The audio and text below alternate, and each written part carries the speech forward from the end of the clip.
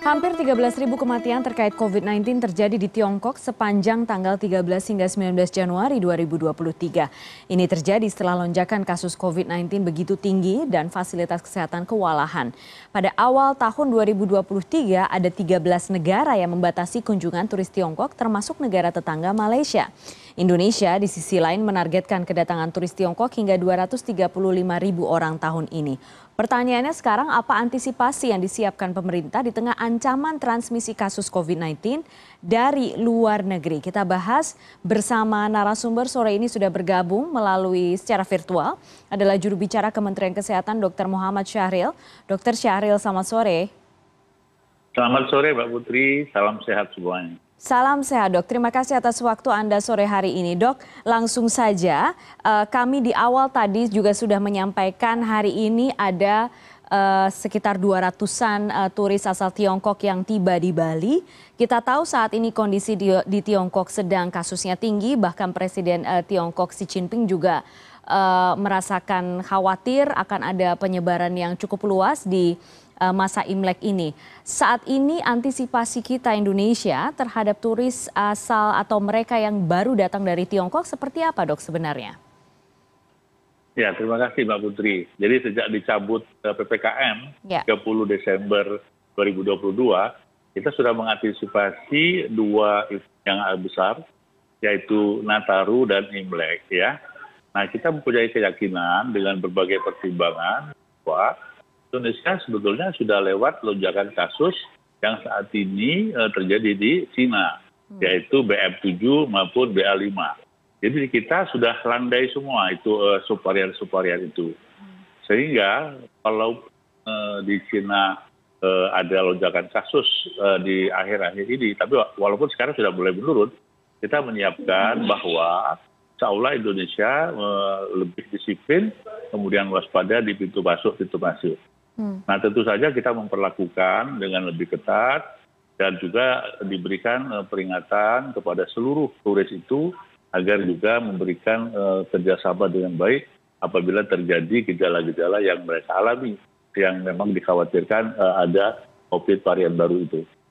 Kalau meminta kerjasama mereka, katakanlah apa yang mengikatnya? Apakah misalnya ada SMS atau ada informasi khusus yang dibelas kepada mereka oleh negara ya, oleh Kementerian Kesehatan, kemudian katakanlah 3 hari setelah mereka tiba untuk melakukan pemeriksaan kesehatan atau bagaimana sebenarnya dok?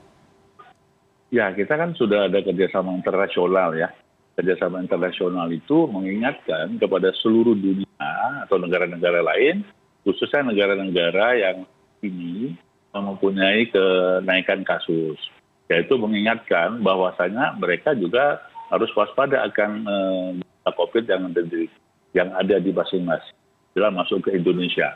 Nah tentu saja di pintu masuk kita memperlakukan yang kita sebut dengan thermal scanner.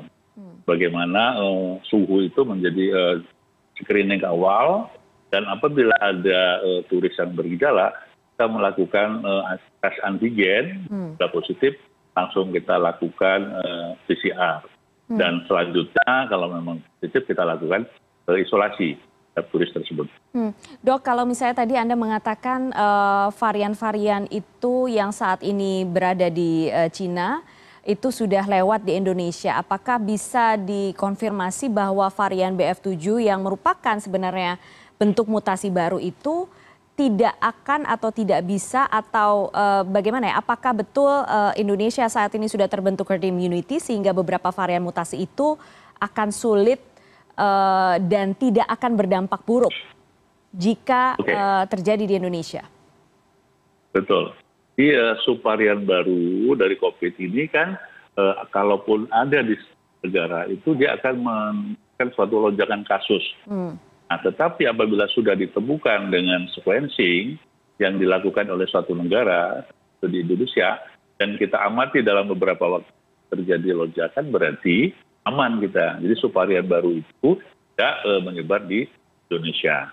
Yang kedua memang antibodi yang terbentuk di masyarakat Indonesia, survei serologi yang terakhir kan sudah 98,5. Ini juga memberikan kekuatan bagi masyarakat Indonesia bahwasanya subvarian baru itu tidak begitu berdampak yang dikhawatirkan. Dok, kemudian kita tahu ada program vaksinasi booster kedua yang untuk umum yang sudah mulai bisa diakses besok. Apakah ini kemudian akan menjadi tameng tambahan atau sebenarnya booster pertama sudah cukup atau bagaimana, Dok? Ya, betul. Jadi vaksin ini kan ditujukan untuk memberikan antibodi kan. Nah, tetapi seiring waktu antibodi ini akan menurun titernya atau kadarnya.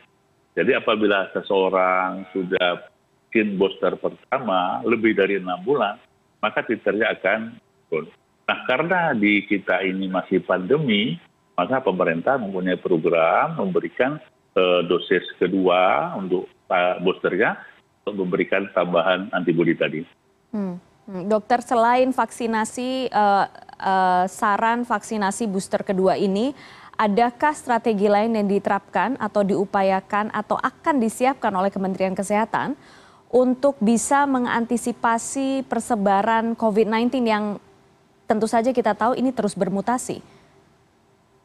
Ya, kita sudah mempunyai 6 strategi ya dalam rangka mengawal pandemi ini berakhir menuju endemi.